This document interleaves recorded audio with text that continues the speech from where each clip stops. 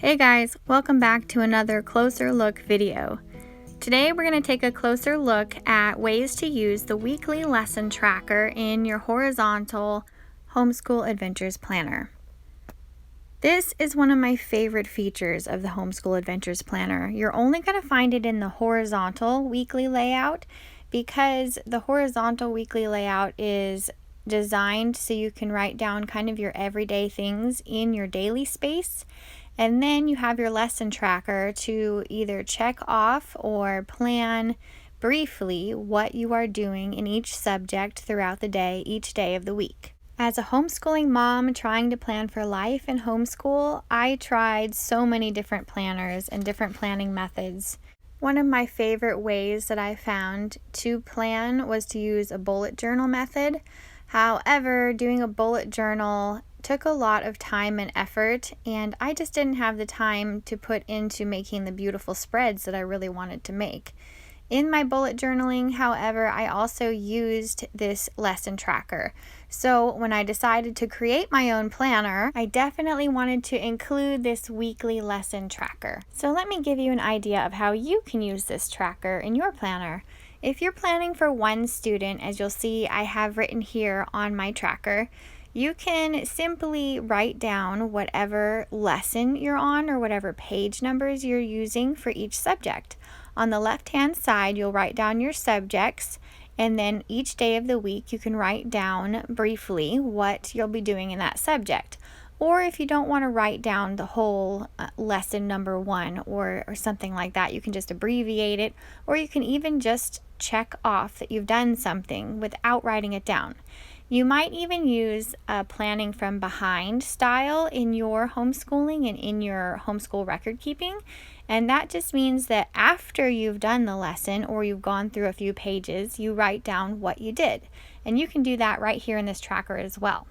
Now, if you have 2 students, you might notice that very top line under the subjects, I didn't write anything down. If you have more than one student, I would use that first line to either write your child's name or their initials. So if you have 2 students, I'm showing you here how I would write down their initials.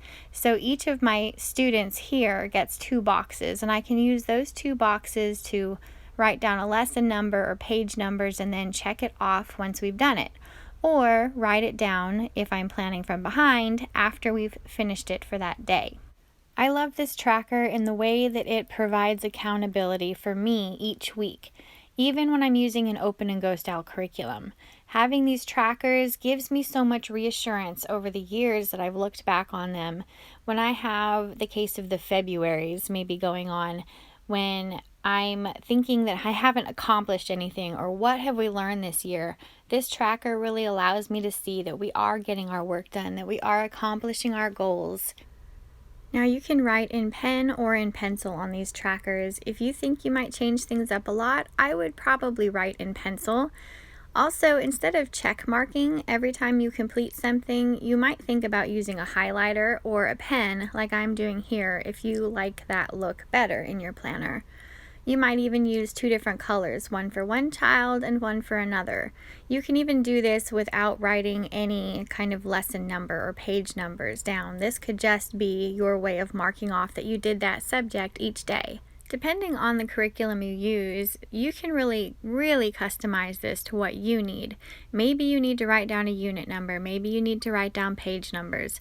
Maybe you really just don't need to write down anything, but you just want to make sure that you can see that things are getting accomplished and nothing's getting left off for the day when it needs to be done each day. You can also easily use this to set up a loop schedule. Instead of writing the subject on the subject line, you can write loop 1 or loop 2, depending on how you loop your subjects. And then you can make your plan according to the number of days that week that you're going to use your loop. If you have 3 students, you can see what I'm doing here.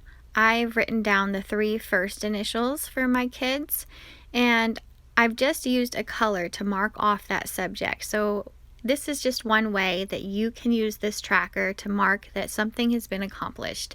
I also used a bullet journal kind of method to write that arrow in, And if you look into bullet journaling, there's different symbols that you can use, and there's not a specific symbol that you have to use. It's just something that reminds you that you know you can use that symbol for something like I did here. So let's say that math didn't get done by one of your students for whatever reason for the day.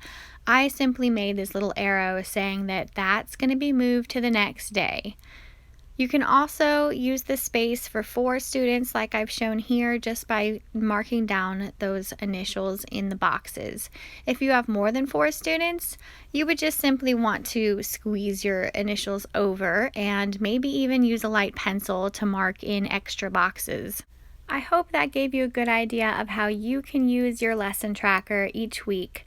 If you guys have any questions, leave them in the comments below, and I will see you in the next video.